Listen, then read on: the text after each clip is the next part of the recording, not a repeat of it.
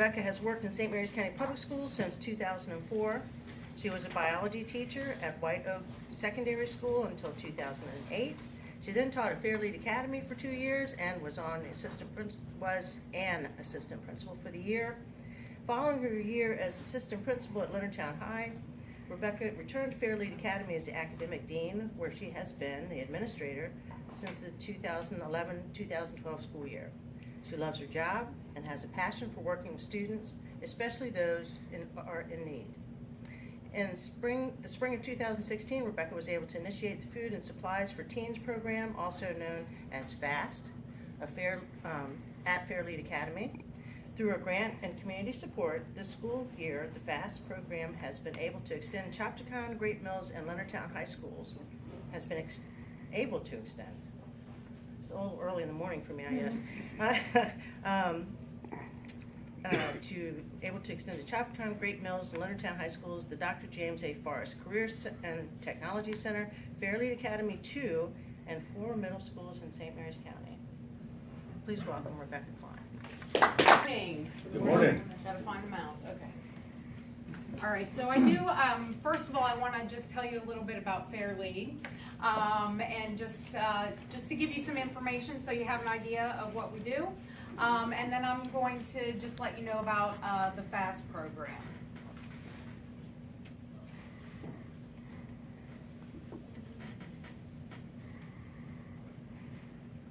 Okay, so I am the academic dean at Fairlead Academy, and essentially that's the principal. I'm the only administrator there, so hence I am here. Fairlead Academy started out in 2008, 2009.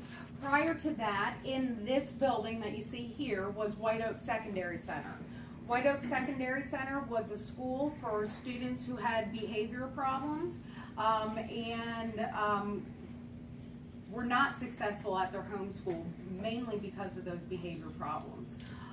What we found was that those students weren't really having a lot of success. And through some research about graduating and some factors that put students at risk with their graduation, Dr. Martirano and the former superintendent, Scott Smith, who is now the superintendent, they found that if a student fails their 9th grade year, they are about 60% more likely not to graduate from high school. So if they don't earn their credits, if they don't earn 5 out of 7 credits their freshman year, they are that much more likely. And then beyond that, 90% if they more likely to drop out of high school if they fail another year. So the thought was to intervene before that occurs. So as I said, we opened in 2008, 2009. At the end of that school year, Miss Allen and I was actually at the table, and Dr. Martirano with a group of students, and he asked the students, what can we do to make Fairlead better? And I remember specifically Joseph, a very tall basketball player, athletic, he started crying. And he said, please let there be a 10th grade, because initially it was only for 9th grade. That was the plan, to intervene in that 9th grade. And through the support of the Board of Education, our superintendent, they made that happen.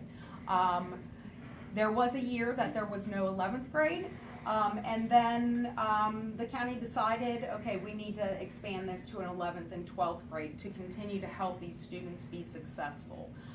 So that is when Fairlead 2 opened, and Fairlead 2 is located behind Leonardtown High School and behind the Tech Center. Fairlead 1, we're located on Great Mills Road. A lot of people get a little confused. We're not the charter school, but we are near the charter school.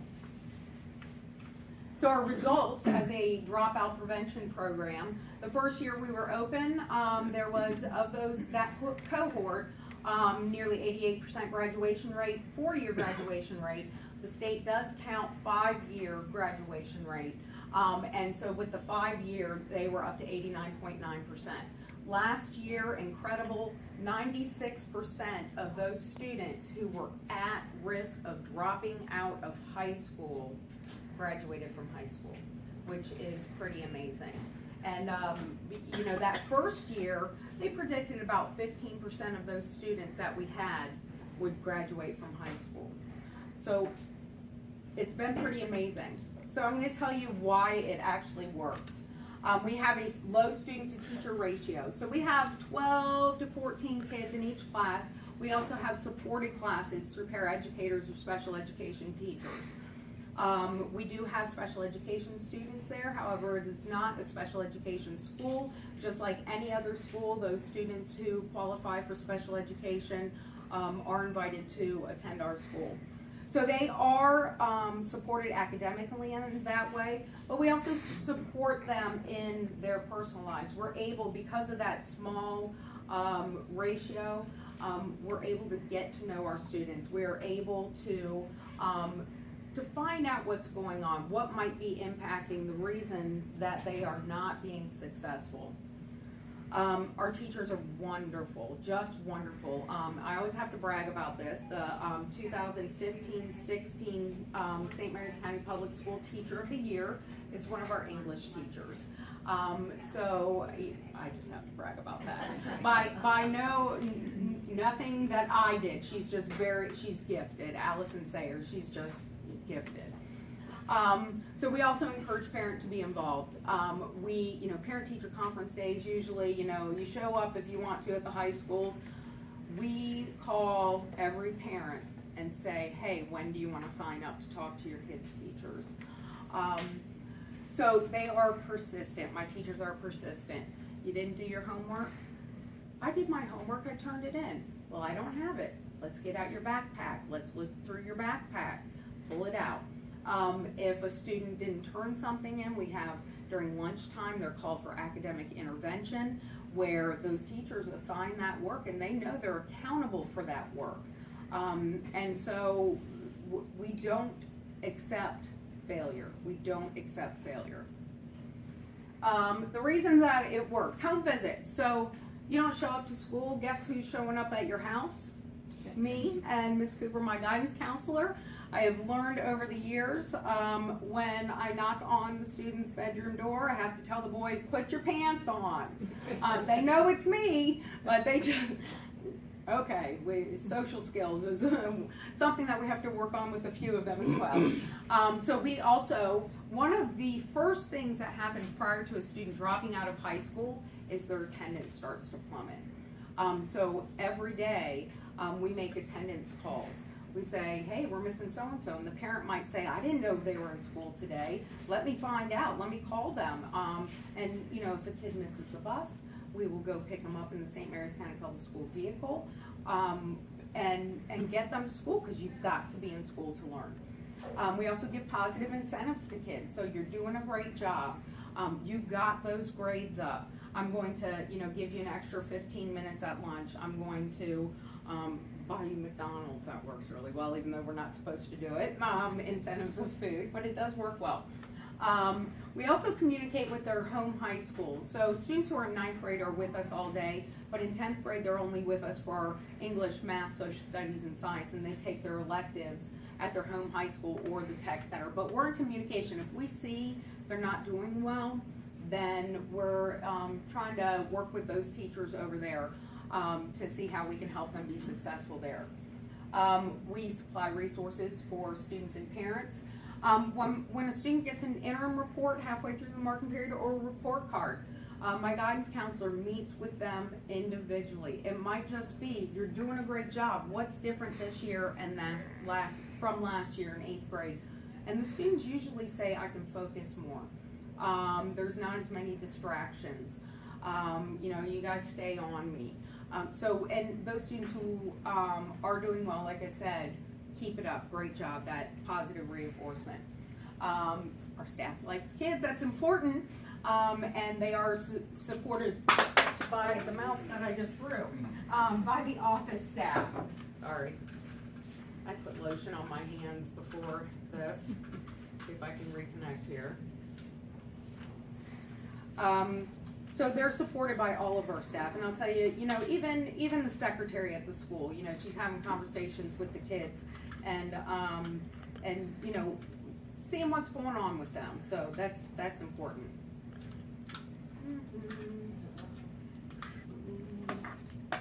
Okay, I'll just do it without the battery here. Yeah. Okay, so how do we know who comes to Fairlead? So it is a choice program. You are not sent to Fairlead. Go ahead. Yep. You are not sent to Fairlead. When it was White Oak Academy or White Oak Secondary School, you were sent there for behavior reasons.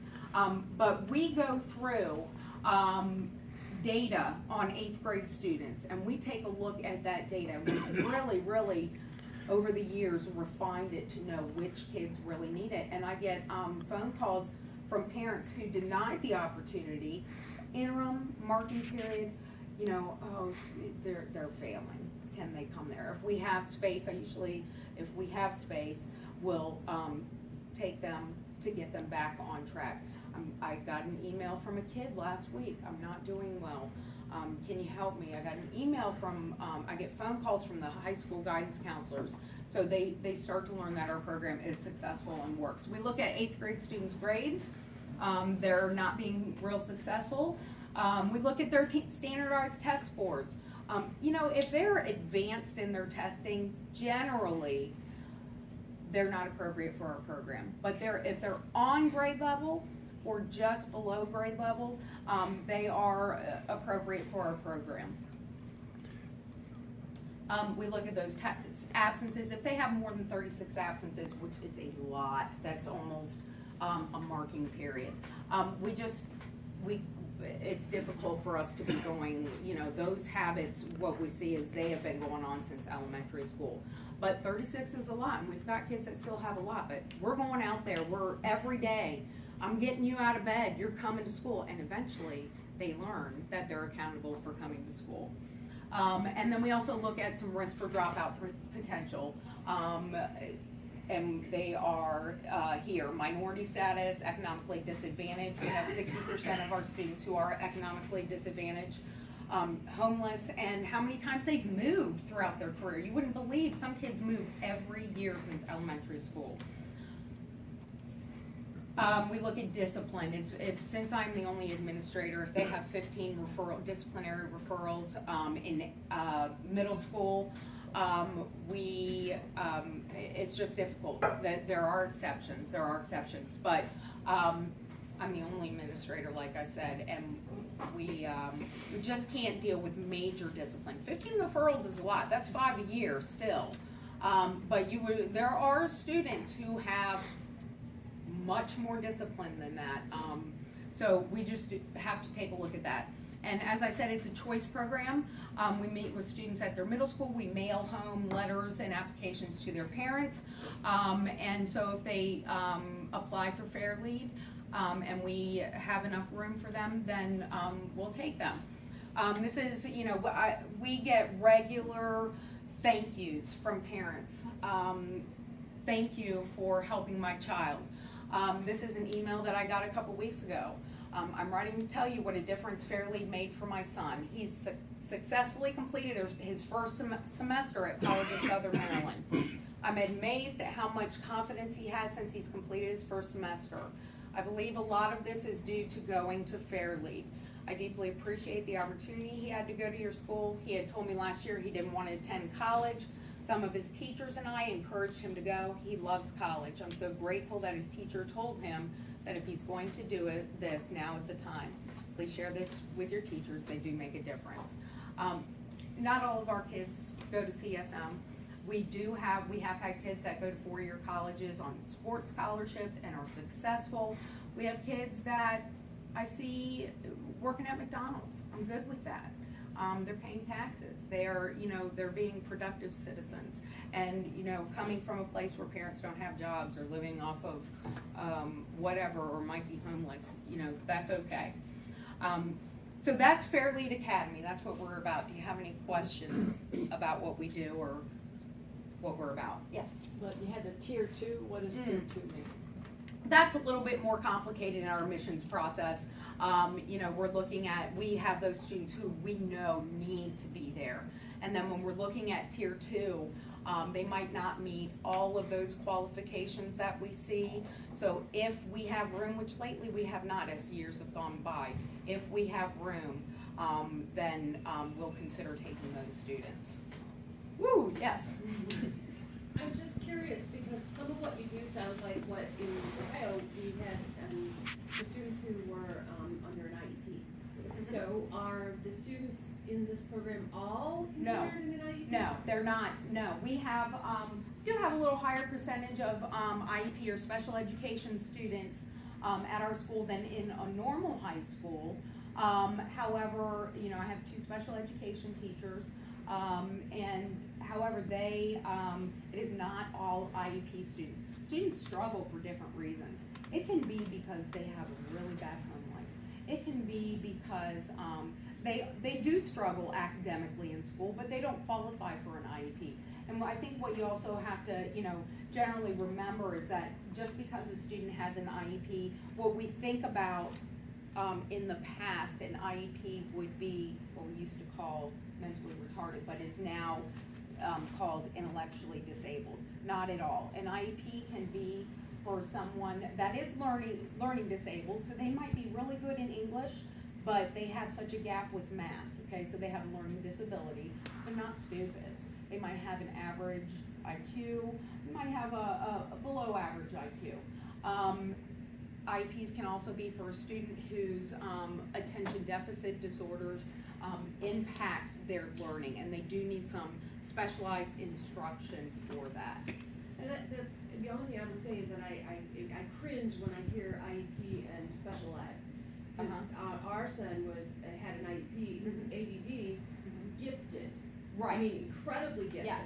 And so he fell under that, and, you know, it's like, it was a real barrier to be able to convince the school that just because this is appropriate.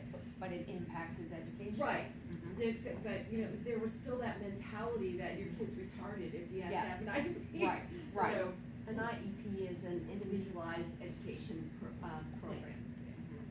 or plan. And, well, in Maryland, it's program. I think it's still planned. Could it? Mhm. Okay. That's not what they do, anyway.